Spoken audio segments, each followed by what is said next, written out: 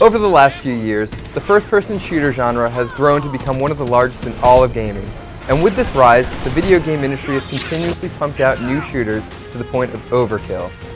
Even though many of these games are solid in their design, most fail to reinvent the wheel and bring anything we haven't seen before. Chaos Studios and THQ hope to change this with their newest release of Homefront. Did they succeed? Let's take a look. The game starts with a short cinematic timeline that highlights the events leading to the collapse of the US economy and the eventual occupation by the Korean People's Army.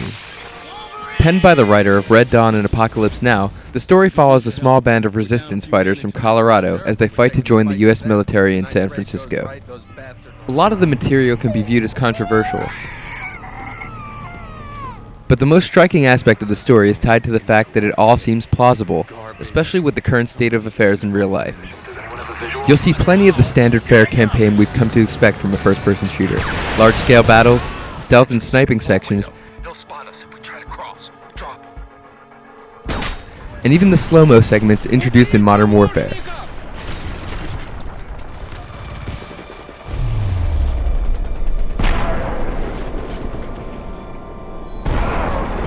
The controls are basically the same as Call of Duty, and if you've played any other shooter in the last decade, you should feel right at home immediately. The graphics are good, but when compared to some of the other games on the market, look slightly dated. Throughout the short campaign, you'll be able to take control of an unmanned tank called the Goliath. By pulling up the targeter, you can select multiple enemies that you want the Goliath to take out. This feature comes in handy many times to get you through some of the tougher situations that you'll encounter. Did I mention the campaign was short? Yeah, when I say short, I mean like 7 levels short. The entire campaign can be beaten in roughly 5 hours, and although the playtime is subpar for any game, the story alone gives skeptics enough reason to check Homefront out.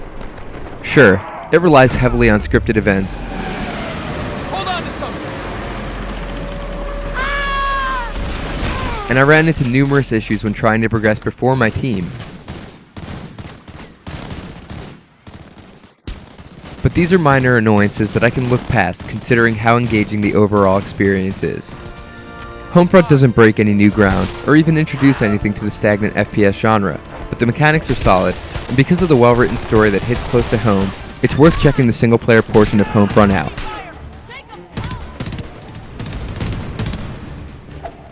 Homefront's multiplayer is your typical online first-person experience.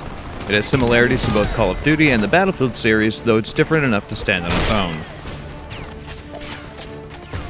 Let's start with the basics. This plays a lot like the Call of Duty series with an almost identical control scheme, but the biggest difference here is the battle points system.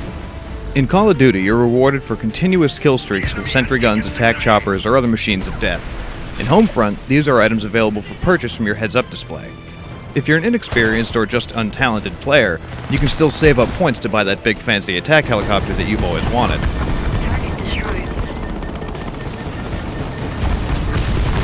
And trust me, once you unlock the white phosphorus bombardment, you'll understand why patience is a virtue. White phosphorus deployed.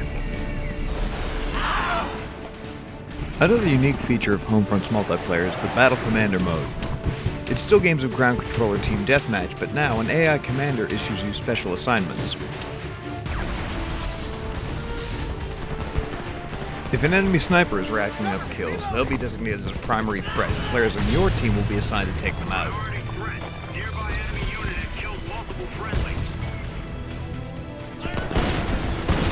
The higher your kill streak, the higher the bounty on your head, which means if you keep going long enough, everyone will be out to get you. It's an interesting twist that can make this game's average multiplayer a little more interesting. Homefront's multiplayer might just be its saving grace. If you've got no plans to hop online, then this is a game best suited as a rental. However, for those of you who are getting tired of the close-quarters firefights of Call of Duty, Homefront might provide the large-scale battles you've been looking for. Well, at least until Battlefield 3 comes out next fall. Overall, Homefront is an enjoyable, albeit short-lived and generic shooter. With the exception of the captivating story and setting, as well as the inclusion of a refreshing approach to multiplayer, it's nothing we haven't seen before. We give Homefront a 3.5 out of 5. We've got 5 plus soft targets on the bridge. Recommend you use the Hellfires.